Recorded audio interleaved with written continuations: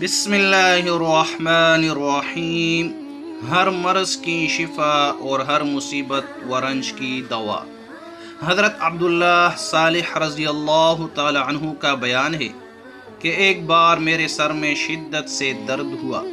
میں نے حضرت نبی کریم صلی اللہ علیہ وسلم کو خواب میں دیکھا کہ آپ صلی اللہ علیہ وسلم نے میرے سر پر اپنا دست مبارک رکھ کر یہ دعا پڑھی: بسم اللہ ربی اللہ حسبی اللہ توکلت علی اللہ اعتصمت باللہ فوضت امری الی اللہ ما شاء اللہ لا قوت الا باللہ۔ ترجمہ: اللہ تعالیٰ کے نام سے میرا پالنے والا اللہ ہے، اللہ تعالیٰ مجھے کافی ہے، میں نے اللہ پر بھروسہ کیا، میں نے اللہ کا سہارا مضبوط پکڑ لیا، میں نے اپنا کام اللہ کو سونپ دیا، اللہ جو چاہے کرے، اللہ تعالیٰ کی مدد کے بغیر کسی کو طاقت قوت نہیں۔ آپ صلی اللہ علیہ وسلم نے مجھ سے فرمایا کہ ان کلمات کی کثرت کرو،